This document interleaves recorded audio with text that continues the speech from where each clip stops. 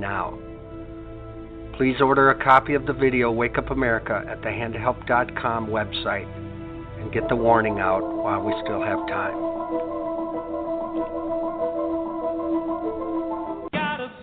This is the Light of Truth radio broadcast with Michael Boldea.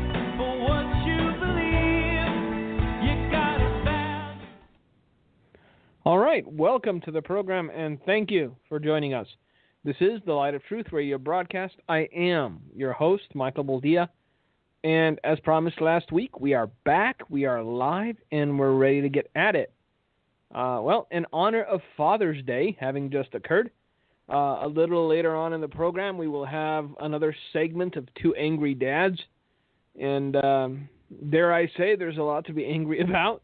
But before we get into that, and before we bring Jeff on the line, I want to discuss a few things that happened this past week, not least of which, apparently, was the Georgia 6th congressional election. Who'd have thunk it? You know, it's Georgia. Fun state, great peaches. But really, their 6th congressional seat apparently was topic of the week. And to a certain extent, I guess it was relevant. I mean, if you don't understand why everybody went crazy about it, if you don't understand what just happened, then you don't understand human nature, to be quite honest with you. You don't understand the mindset of those who work tirelessly to get the man whose last name has now become a punchline elected to the office vacated by Tom Price, who is basically now the Secretary of Health and Human Services. But you don't live in Georgia, Mike. Why do you care? I didn't until everybody else started to. And I guess right now I care because, let me put it this way. It was in not caring. It was in not paying attention to what was going on locally, in local races, in not getting involved, that we're trying to dig ourselves out of the hole that we've descended into. Look, by all accounts, this election in Georgia was the most expensive congressional election in the history of congressional elections. Estimates put the money pumped into this election at $50 million. And what's strange about it is that, 90-some-odd% of the money came from California and other bastions of liberalism and progressivism like, New Hampshire and Maine and New York. So the reason this election result was so satisfying, at least to me, is that it did to the Hollywood elite, to the snarky, pampered, overpaid, uninformed, useful idiots who pretend to be other people for a living, what nothing else could do. It made them irrelevant. What you have to understand is that to these people, being deemed irrelevant is worse than the pains of death itself. They would rather suffer any indignity, including allowing themselves to be filmed doing unsavory things, as long as they could remain in the spotlight, as long as they could remain relevant, as long as they could sway people's opinions into doing what they want them to do. It is in the fact that the people of Georgia decided to repudiate their lunacy that we should all take, great comfort. It is also for this reason that so many so-called stars and starlets are wallowing in self-pity and self-loathing and self-hatred and worse.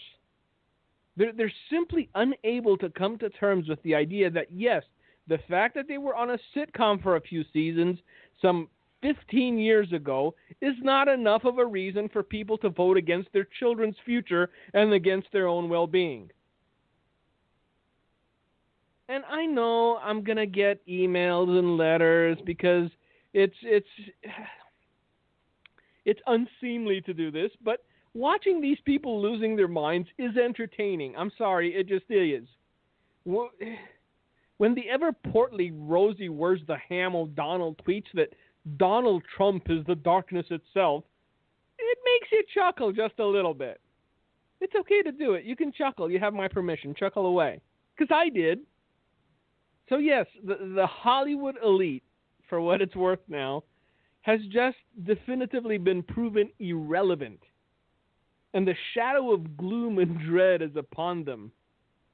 Could they really have gotten it all wrong? How could a fully grown man sharing a bathroom with my daughter because he says he feels like a woman not be the single most important issue to these Georgia rubes? How could rainbow flags flying from church steeples not be what voters turned out en masse for? See, this is why I run across believers, and I have friends that get so disillusioned and they get so sad in their souls because they believe that what Hollywood believes is what most normal people believe. Well, I'm sorry, the Georgia election just repudiated that. It's because these lunatics have the backing of the mainstream media and they validate each other that they actually believed for a brief and glorious second limp-wristed little man had a chance to win the election. Look, you've got to hand it to the pollsters, too. I'm really starting to love pollsters. They just pump these buffoons full of hope. At a certain point, this Ossoff character was up in the double digits, sure to win, pack it up, go home, nothing to see here. Then like a balloon left out in the sun for too long, deflation commenced. Because this was supposed to be it, wasn't it? I turned on the news and that's all I'd hear for the past week. This is it. This was supposed to be the manifestation of the repudiation of the Trump agenda. This was supposed to be a referendum on this current administration. This was it, baby. $50 million down the drain. $50 million later. All their hopes are dashed and their dreams have turned into a nightmare. It's like giving a little kid a toy and letting him play with it for like 3 minutes, snatching it away and slapping him across the mouth. It's sad. It really is to a certain point. But again, leftists and Hollywood types aren't little kids, so don't feel too sorry for them. I'm just saying. Now, if I were a betting man, I would have bet big that this is the way it would have turned out. And not because this Karen Handel character was such a great candidate. Look, the single most reason I was certain that she was going to win is because Georgia has voter ID law. You have to prove that you are who you say you are by showing identification. I know, shocking, isn't it? But this is something that the Democrats are fighting against tooth and nail. If they can somehow, and hear me on this, if they can somehow manage to pass a nationwide voter ID law, then 2020 is looking mighty good. If they stall on it, if they don't pass it, then all we would have done is had a 4-year reprieve from the onslaught of what's happening in other places in the world, such as Canada, which we discussed last week, but we will discuss again this week within the framework of Two Angry Dads. And in case Jeff hasn't caught up on the article, I'm going to read from it just a little later, just so we can understand what's happening in other places in North America. We're not talking about, Amsterdam here. We're not talking about, places far away where sin abounded for so long. We're talking about Canada. And when you hear what's happening in Canada and the law they just passed, it should make you a little concerned. But for now, bear with me. I'm just going to bask a little in the misery of fools. Because, well, had it gone the other way, you'd have marches in the streets and never-ending arrays of talking heads telling you how the people want a refund and how they want their money back and how they no longer trust the current administration, that the end of the president is nigh and we should really look into impeachment. And as though, the good news train wasn't long enough this week, another story making the rounds is that the Hillary Clinton email server investigation That just got reopened. And unlike the Russian conspiracy theory, there's enough here to indict and prosecute. So I wonder how quickly the mainstream media will back away from all things Russia and all things collusion when they hear that their idol, their darling, their Barbie in a pantsuit, is going under the microscope again. But with that, enough of politics. Because, you got to talk about it, but not so much, I guess. It's a fine line. What else happened? Oh, a cop was stabbed in Michigan, actually at a Michigan airport, by a gentleman who was yelling the now customary Allah Akbar, which should be a bit more disconcerting than it seems to be if the news is any gauge of it. But I ran across this article that said recent polls indicated that people are avoiding crowds and crowded places for fear of terrorism. And this is in America. And the reason this sort of hit home with me is because just a couple of days earlier, I was having a conversation with my wife as to what we would be doing for the 4th of July weekend. They're having like a fireworks display close to where we live. And, I thought Victoria would get a kick out of it. And so I explained to her, hey, it's going to be great. There's going to be a fireworks display. Do you want to go on the 4th? And she sort of looked at me and said, we're staying home for the 4th. She can see fireworks another time. So the question is this. Is my wife being overly cautious? I guess to a degree. I thought she was before reading this article. But apparently she's not the only one feeling this way. This wasn't some rinky-dink outfit. This was Gallup. This was a Gallup poll. They conducted this. And about 38% of people who were polled said they would be avoiding crowds due to fear of terrorism. Is it unwarranted? Not so much. Because everyone knows people who intend to do this nation and its citizens harm are here. It's undeniable. They are here. They are within our borders. They're biding their time and waiting for their opportunity. And we're living in a day and age where it's just better to err on the side of caution. Because being cautious has spared many a people many a hardship. Being foolhardy and having no situational awareness, and living with your head in the sand cost a lot of people a lot, and some people it cost everything.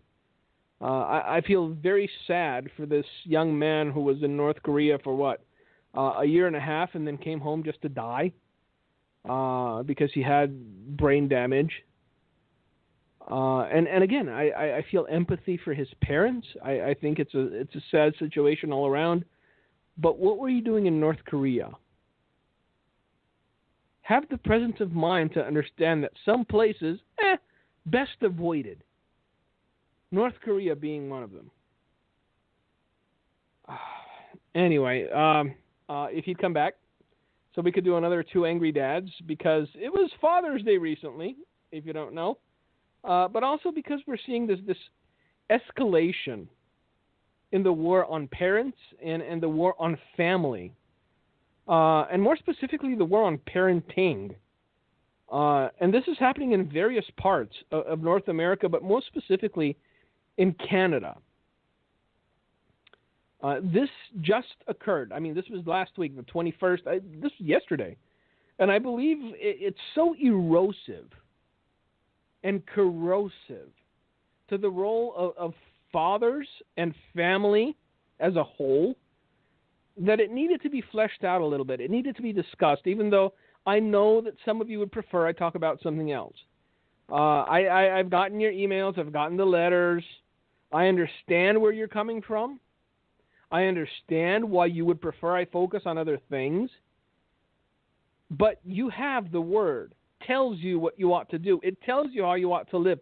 It tells you how you ought to worship. If you have specific questions regarding these things, email me, write me. I will try to answer them biblically and to the best of my ability. That said, every time I come on, I'm assuming I'm speaking to mature individuals who already know the basics and who already know the fundamentals of the faith. Have I been sounding frustrated of late? Perhaps. And that's because I am. I honestly am. This is my confession. I am frustrated. Look, the whole ball game changed for me 3 years ago when my first daughter was born, and it will only be amplified come December when my second daughter is born.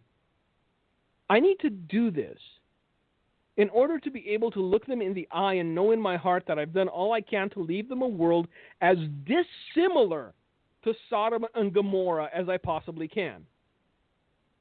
In order for this to occur, we cannot be indifferent towards society. We cannot be indifferent towards culture. We cannot be indifferent towards what's happening. Nor do I believe it's our duty not to say anything, not to be vocal, not to oppose certain things that go against everything that is moral and just.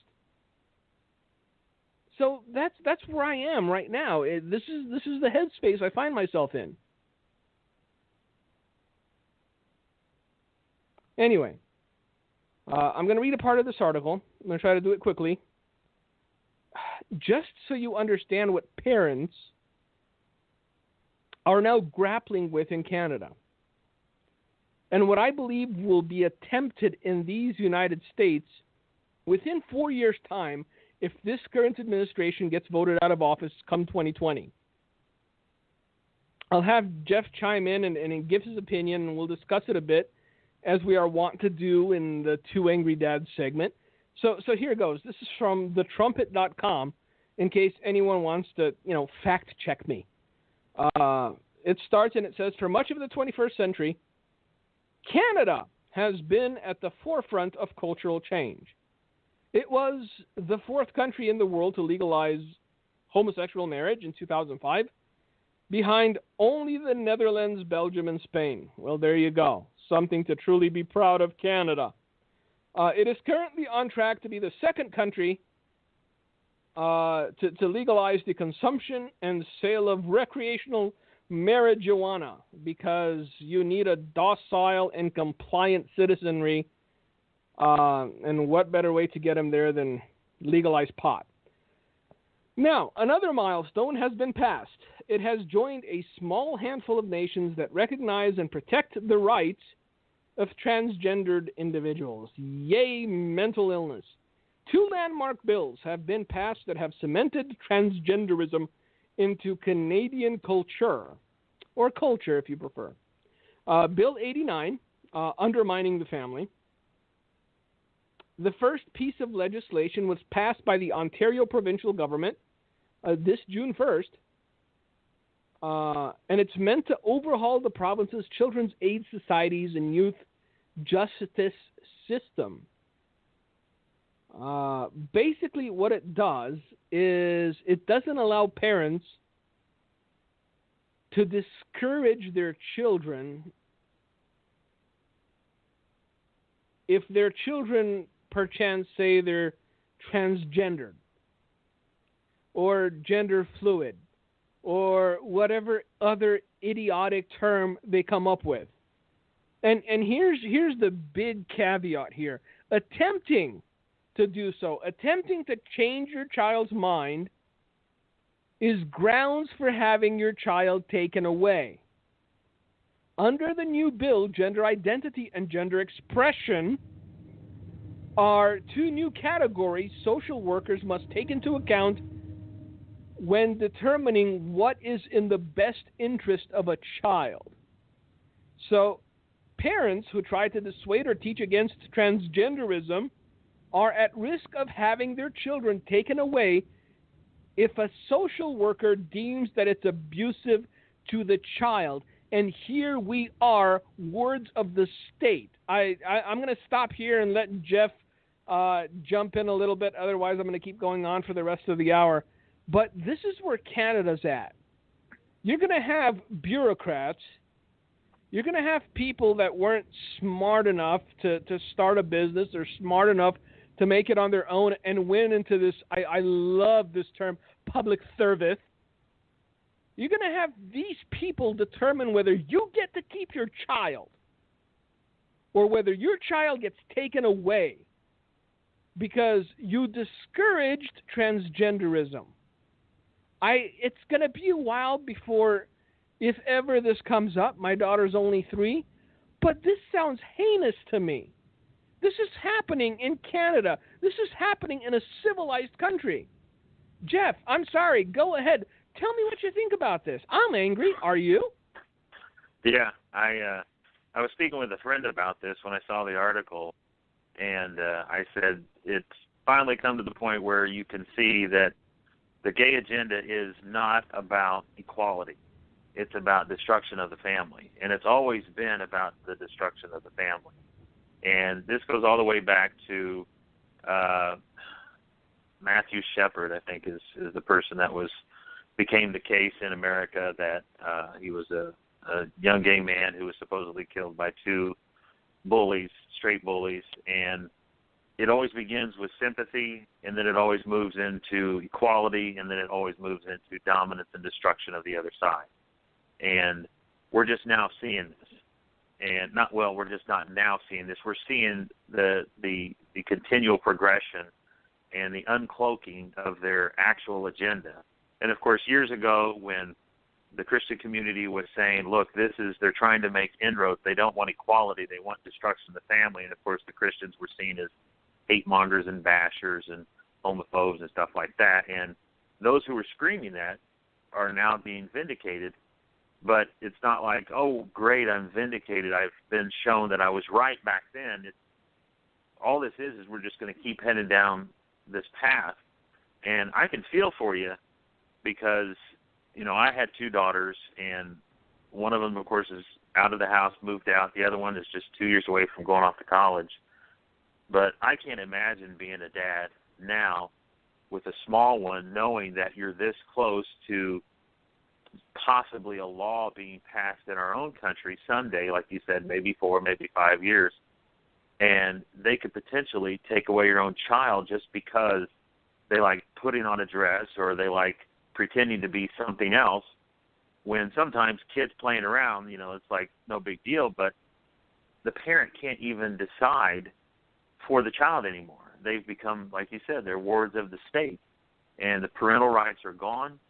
And I can't imagine what I can understand your frustration. I'm frustrated because someday my girls may have get married, have children, have a family, and they're going to even be in a worse state than what I was in or what you were in.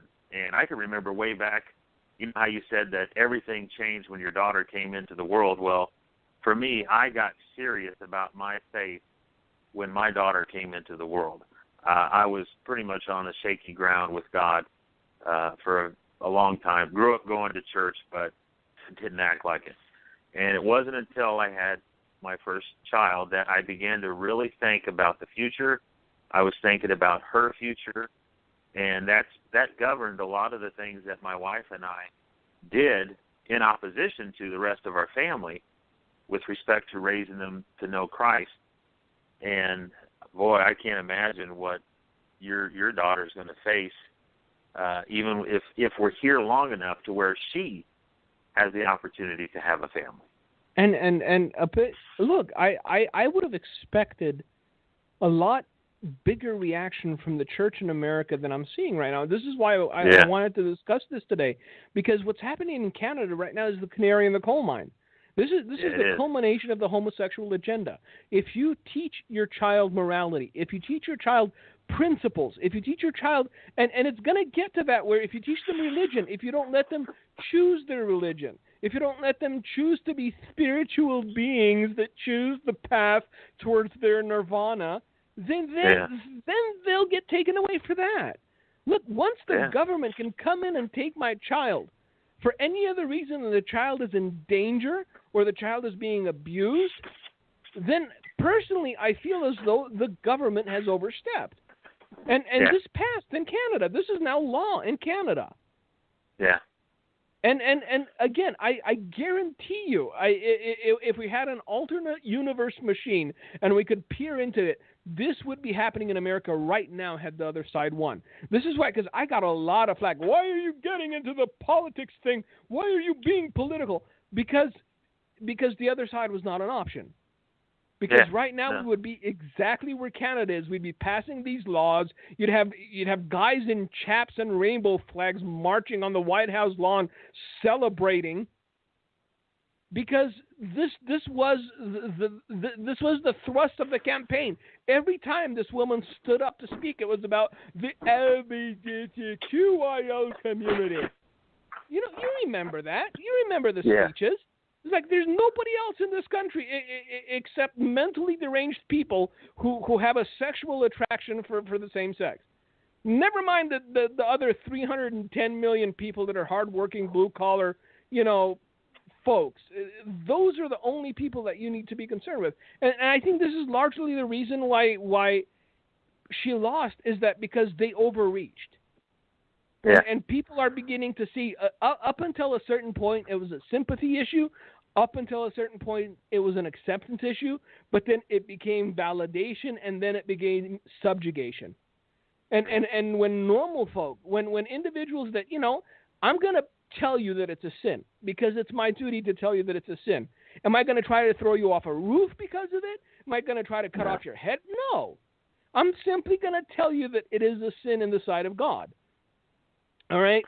But once normal people began to see that the end result was the subjugation of the family and the subjugation of Christianity, and when they saw that the homosexual community was allying itself with zealous Muslims and terrorists because they had the same purpose, which was the destruction of Christianity, some people got wise to it. Some still aren't wise to it. There's still preachers that are going on and on about marching in gay pride parades and about Chrislam. So it's endlessly frustrating that the I guess the speed with which people are waking up is so slow. Yeah. I think one of the things, like you're saying, some people don't want to talk about politics. I can't remember who it was. I think it was Breitbart that said politics is downstream from culture. Well, I think downstream from culture is morality. And if the church stops being a moral head in the society, it's going to impact the culture. And then eventually it's going to impact politics. And so all this stuff is downstream from us as Christians having an impact in our world, because we've been told that we need to get out of government, we need to get out of schools, we need to get out of corporations, we need to get out of institutions, we need to get out of everything and just go back into our church. And unfortunately, that's what many of the churches have done and the pastors have done. They've just pulled back. Well, when you pull back, you're leaving that huge void for Satan to slip in with all of his minions to take over the culture and then also take over politics, which ultimately controls policy and laws within your own country, to the point where where Canada is at right now, where the law is now contradicting your own conscience and contradicting the Word of God. And so I think that these things are necessary. You're not necessarily talking about politics. You're almost talking about the consequences of not adhering to the Word of God and not acting out the Word of God and living according to it. This is exactly what happens when you avoid living out the Word of God all around you. Well, who was it? Last week, Bernie Sanders completely shellacked a guy just because he was a Christian. Exactly. I mean, he deemed him disqualified for the position that he was being nominated for simply because he was a Christian. Even though, of course, Islam throws gays off buildings, they brutalize women and treat them less than human. No, they don't talk about that because they're perfectly aligned with that. That's the religion of peace, though. We misunderstand. It's look, come on. There's only if you are willingly ignorant on the point of being insane. There's an old meme going around saying, don't ever go full retard. These people have gone full retard. You can't defend the indefensible to this sort of degree. Look, nothing about Islam is similar to Christianity. You don't have the Baptists in a blood feud with the Pentecostals, like the Shia and the Sunnis. All right? Yeah. As many flawed individuals that call themselves Christian throughout history have been, you still have hospitals that are built by denominations. You have St. Jude's and you have St. Matthew's and you have all of these things that help communities, that aid people. You have charities that give. What do you have when it comes to Islam? You have charities that are masquerading as charities who give money to families of suicide bombers. When's the last time you were in St. Muhammad Hospital? Yeah. Come on. Exactly. Let's just be honest with this. Because we're beating around the bush because we're refusing confrontation, and they know this. They know we're spineless and we're weak-willed, and they knew that of Europe. And look what's happening in places like England and France right now. You're walking down the street eating an ice cream cone, and some guy jumps out of a car and cuts off your head. And we're being told by the mayor of London himself that, well, if you live in a big city, it's expected. That's the price of good ice cream. Yeah. It's just mind-boggling. And I can't for the life of me believe that the only expectation Jesus has of us is to stare at our navels and wait for the rapture. No. When all of this is going on, I'm sorry, it's paternal instinct, if you want to call it that. When I see that my daughter's future hangs in the balance, then I'm going to say something. I'm going to do what I can do to make sure that she's not living in modern-day Sodom and Gomorrah. Well, look at what, the Apostle Paul had done. I think it was the city of Ephesus where they had the great temple of Diana. His preaching over there turned upside down the entire city. And he was just preaching Christ, but he was impacting the political situation, the religious situation in that city. And can we say that about some of our pastors in some of our churches across America? Are they turning upside down a city that is like Sodom and Gomorrah, or like how your grandfather had called out, Florida and Las Vegas? They're turning their own churches upside down by being caught hiring male prostitutes to give them massages. Look, the reason pastors aren't turning their nation upside down, the reason they're not turning their cities upside down is because they're not wholly sold out to God. These are people who are in a career. Yeah. It's not a calling to them. It's a career. They made a career choice. They get a nice paycheck. They get a nice car. They get a nice parsonage. They get a nice retirement plan. And so I even had a pastor tell me that. For Christ. What was that? I even had a pastor tell me that once. He said when he was on career day at school, he was looking down. He thought, here's the things I would like to do. And then he started looking at the characteristic traits of different careers to see which one fit what he would like to do. And, of course, being a pastor fit what he wanted. He wanted some leisure time. He wanted to be able to pursue other activities. And that being a pastor gave him that opportunity to have that kind of lifestyle. So he wasn't sold out to the – what's that? And these kinds of people never want conflict. They don't want to stand up for anything. They just want to do their time, man. They're like the policeman that rides a desk. They want to do their 20 years and get out with their pension. That's it. Yeah, that's it. And I'm sorry, if you feel that way, then you should have a real gut check, because you may be needed somewhere, and you're unwilling to do it because you're trying to protect your little piece of the pie. It's astounding to me how quickly men betray Christ for their own self-interest. Yeah. Yeah, it's a love of self more than love of God, because they want to protect they don't want to become the enemy of people. They don't want to be looked down upon. They don't want to be made fun of. They don't want to, be pointed at and say, oh, there's that guy that, is stirring up things. They don't want that.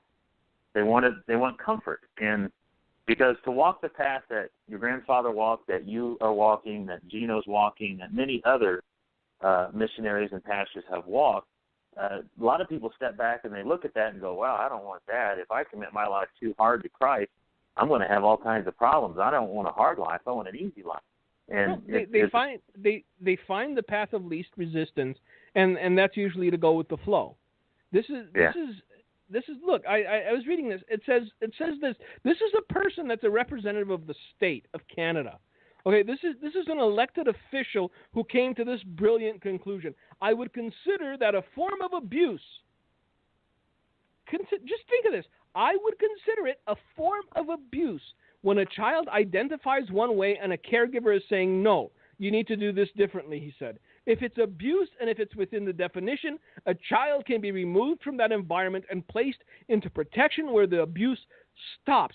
So me telling my child no is abuse now. This new law undermines the parents' ability as private citizens to raise their children according to any religious values.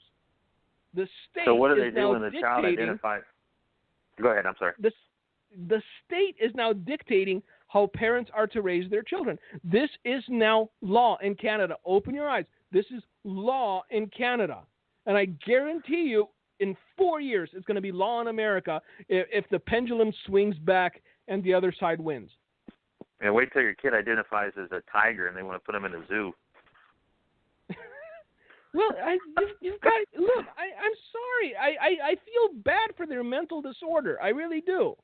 But you see these people that change the topography of their face to look like an elf or to look like an alien or some other idiot thing. I'm not kidding. They do. And they're sitting there being interviewed by someone that's taking them seriously rather than being in a straitjacket getting pumped full of Thorazine and having a really good shrink do a little background check. Yeah. Yeah, you're supposed to buy in. You're supposed to become part of their delusion. And if you don't, you're a bigot. You know, that's now a throwaway line. Being a Nazi and a bigot is now a throwaway line. Every time you disagree, every time they don't have an argument, every time you make a logical, reasonable point and they have no comeback for it, they throw out the bigot card. You know, and it's going to get stale. People are going to get sick of it. I think it's already happening.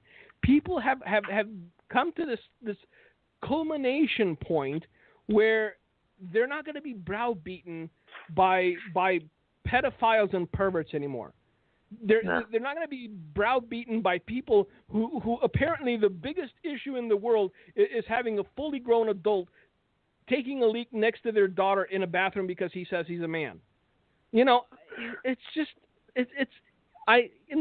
where does the madness stop? And if anyone would have spoken up earlier, it wouldn't have gotten to this. This is what chaps my hide. Okay, it's because we chose silence as the church. Well, we can't. We have to be loving. Jesus was loving. Jesus took the whip to those who made merchandise in the temple. All right. Yeah. So again, Jesus said some very mean things to some very, deserving people. If you take a look at the things that Jesus said, we can't. Jesus wasn't all love. This is the Joel Osteen gospel. That all Jesus was love, and we're supposed to hug everybody and tolerate everybody and embrace everybody and validate everybody. All the while, these people are plotting to subjugate you and take away your children if you happen to mention Jesus to them. Well, one of the things I've noticed when I would talk to atheists and agnostics, I was trying to figure out how best to approach them because, of course, they always attack you first. And so, of course, I will always go back to Scripture. And I noticed what Jesus did often is he would first point out their hypocritical statement, and then he would move forward to tell them the truth. And what either we've failed to teach or it's just not noticed is a lot of times we get put on the defense, kind of like the Republicans. We're constantly on the defense. We never go on the offense. And if you notice, Jesus would take a moment to go on the offense, point out the hypocrisy, point out the lunacy of their statement or the fact that they were contradicting themselves by their questions, and then he would speak the truth to them. We don't do that. We oftentimes, as church guys, we feel like we have to constantly be in a defense position, and it's almost like you're a fighter that's on the ropes. You're constantly having to defend, and you never can attack. And we never get on the offense. And the Republicans are this way. Christians tend to be this way. But now that people are going on the defense, on the attack, or presenting on the offensive. On the offensive, I couldn't remember that word. We're going on the offensive. We're noticing now that it doesn't even work anymore. We're at the point where many of these folks, they don't care what you say, and they don't care how logical you are, and they don't care how factual you are, and they don't care how much evidence is stacked in your favor. They don't care anymore. And I can see how this can easily turn into, in time, a civil war, because it seems like we're at a position now, or we've basically passed the Rubicon, where we can have civil discourse, and now the answer from the liberals is violence. Yeah, and it's being encouraged and it's being fomented. Look, I've come to believe that both sides, anything establishment, whether Republican or Democrat, is the cancer of America. Okay, and right now the only chemo in that entire place is an orange-haired man by the name of Donald Trump. And they're doing everything they can to resist the chemo, man. I mean, they're pulling out all the stops. This is the way I look at it. It makes sense in my head, you know. And so one of the two is going to win. Either the chemo's going to work, either the establishment is going to die, and this nation will actually thrive for a season, which I'm hoping. I'm hoping too. I have to be hopeful. I can't be one of those pessimists. Well, it was prophesied, so let it die. No, I have a daughter. I'm sorry. I'm going to have another daughter. I can't just let it die if I think that I can put my hand to the plow and help it live a little longer. You know, so either the chemo's going to work or it's not going to work. If it doesn't work, then in 4 years we're going to be right back to this. It's going to be someone even more heinous than the Penn's Barbie, because anybody that says she's going to run again, come on, she's going to be 107 or whatever. But it's going to be somebody younger and charismatic, and somebody that's going to push socialism to the nth degree. And there's enough young people coming out of high school, enough people becoming, you know, of voting age, that are very happy to live in their parents' basement, play video games, and smoke weed for the next 40 years. Well, eventually the Democrats are going to get smart, and they're probably going to pick up the Bernie Sanders the propaganda that he touted, because he was having a large following. And like you said, there's plenty of kids coming out of college that already believe that and think that. And so that's probably going to be the next thing that will hit us, you know, after Trump is out of office.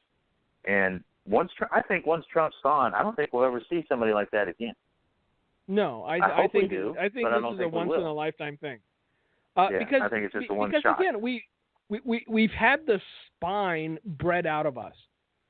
We've been browbeaten into silence.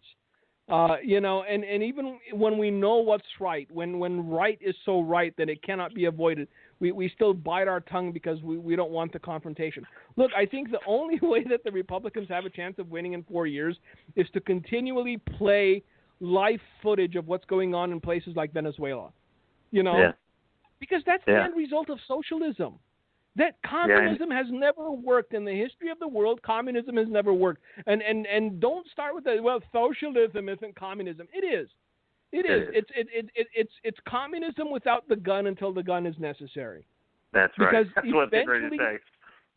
Eventually, the gun will always be necessary. This is what another thing that they don't understand.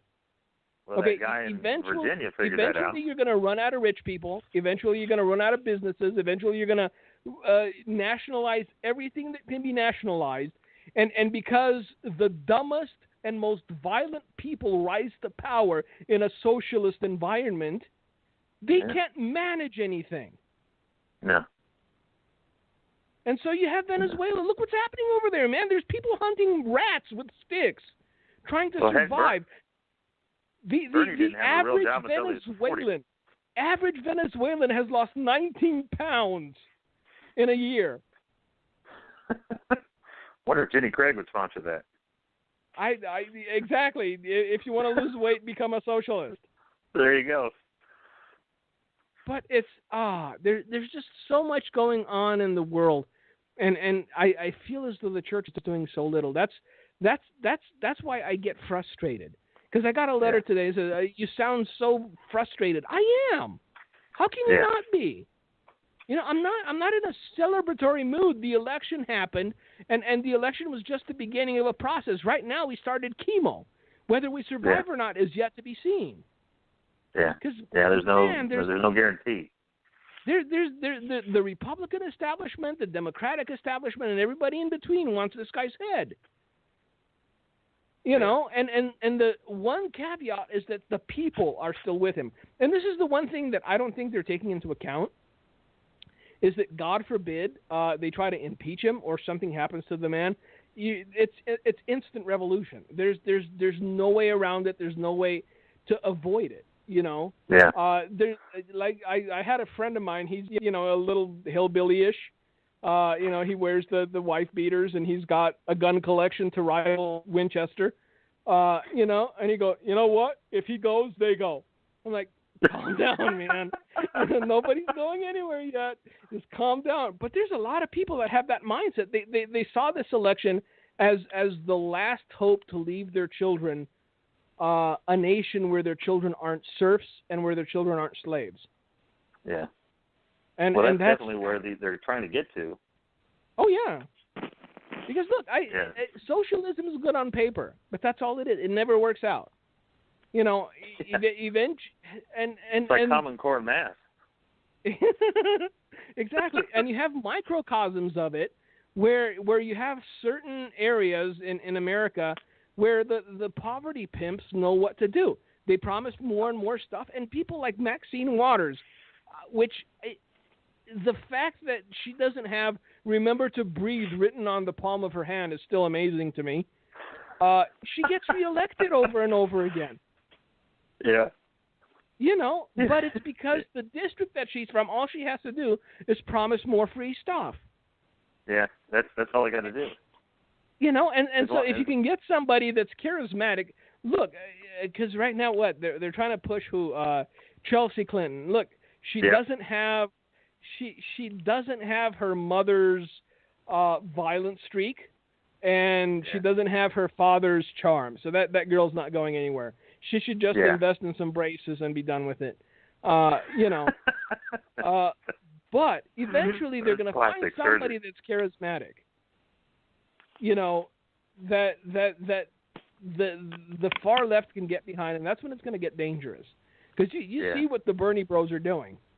You know, it's not. I'm sorry. There's no Trump supporter going out trying to shoot anybody. No. You know, but the Bernie Bros sure are trying to. You know, thankfully they're poor shots. Yeah, you know, they're sure they can't hit the broadside of a barn.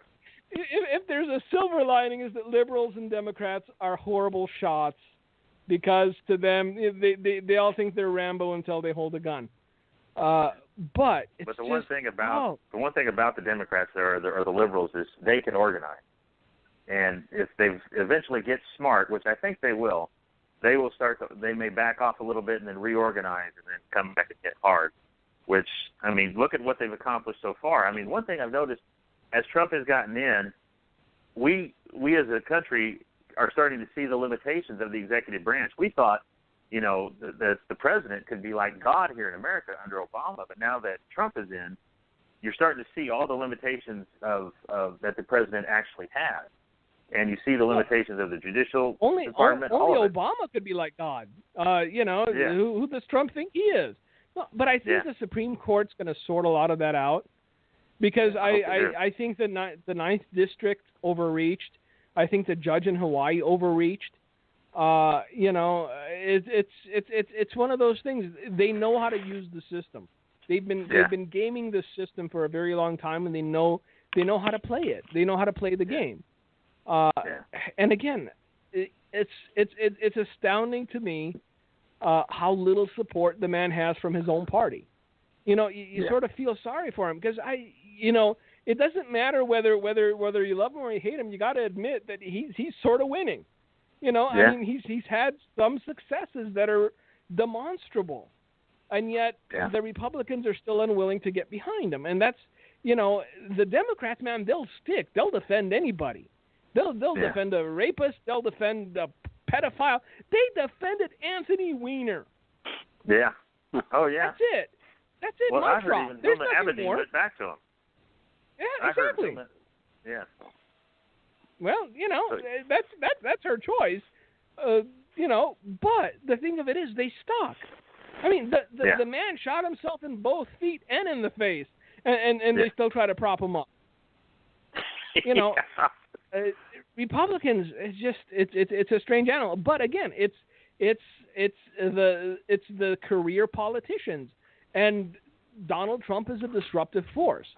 It's something that they don't know how to deal with. He doesn't owe anybody anything.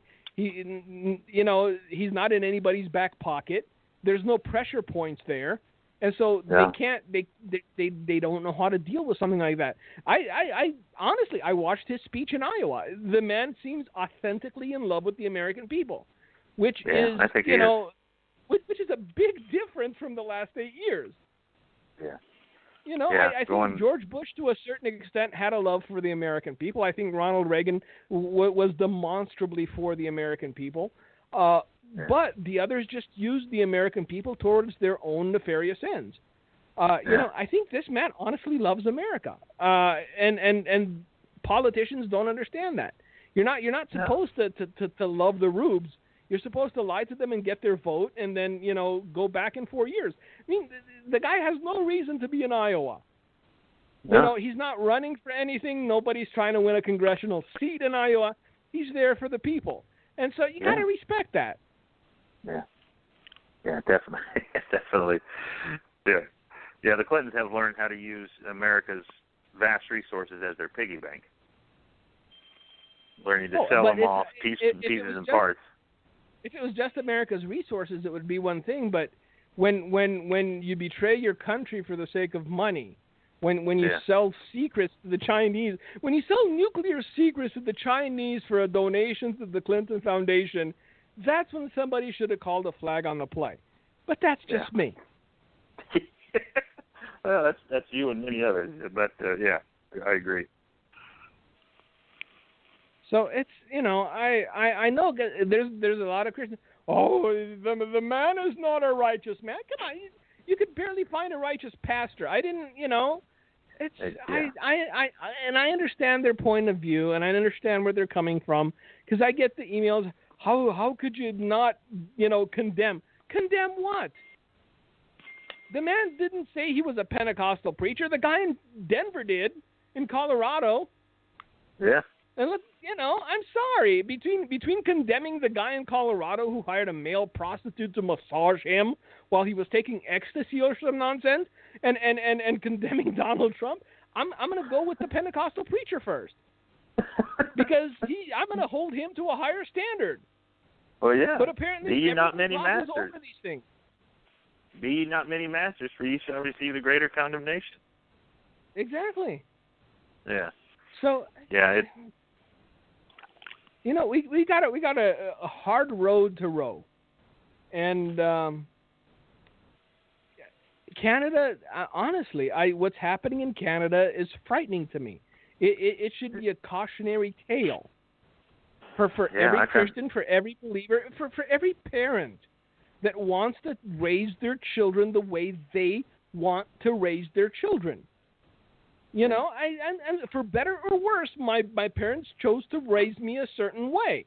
It was not the government's job or duty or responsibility to step in and say, no, don't spank him. Yeah. What was how long ago did you say Canada passed homosexual marriage versus finally did? They did it in 2005. Okay. And how far back? I don't know. We did it, 4 or 5 years ago? I know it was under Obama. Yeah, so about almost 10 years, less than 10 years, 7 or 8.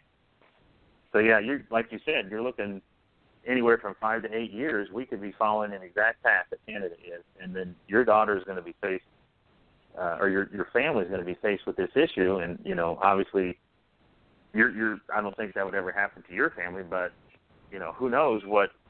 Heck, if they got tired of hearing you on the radio like this, they may come and find a way to attack you. Oh yeah, she'll go to school. She'll go to the counselor. The counselor will ask leading questions. Look, they can manufacture this. The spectrum of what they can do to a family if they really want to is scary. Yeah, because they can manufacture Russia, they can manufacture anything. Exactly. It's the child said. But do you understand what context did he say it in? Was he smiling at the time? That's irrelevant. We have to take him away for the safety of the child. And that's it. Yeah. You who raised your child, who held them on the first day they were born, get some dirty-haired hippie taking them away because they don't believe you should raise them fearing Christ. It's just, you know. I guess I didn't think about that, but as you're talking about, they could trump up any charge, make it up, just to silence you. And actually, they could probably use somebody like you or another well-known pastor as a chilling point. As an example. Yeah. If you don't shut up, it's going to happen to you like it happened to him. Yeah. Oh yeah, so they don't have to do it to everybody. They can just do it to one. Yeah, it's using your children to control you. Because what do you love in this life more than your own children? Yeah. You know, exactly. Using the fear of having your children taken away if you don't step in line, if you don't do what they tell you to do. Anyway, Jeff, thank you. We're almost out of time. Thank you. I just looked at the clock, and we got to do this again. Again, lots to be angry about. With this Canada thing, man, it just freaked me out. So I wanted to bounce it off of somebody that understood what I was trying to say. Thanks a lot for joining. Thank you for the input. God bless you. And we're going to hand it over to Gino if he has any announcements. Thank you all for listening. Hopefully you got something out of this. If you didn't, then you weren't listening hard enough. God bless you, and good night. Amen. God help us as Christians to not be silent. Boy, that's what I get out of the show. Stand for what you stand for. Stand for God. Be a watchman on the wall. Lord, help us. If you have questions, please write into lightoftruth@handofhelp.com. And our website is handofhelp.com as well. Have an awesome night. Thank you for listening to today's broadcast, The Light of Truth with Michael Boldea. If you would like to order a copy of today's broadcast, please visit our website at handofhelp.com. If you have questions about our ministry, you can email us at handofhelpoffice@aol.com or simply call us at 920-206-9910. God bless you.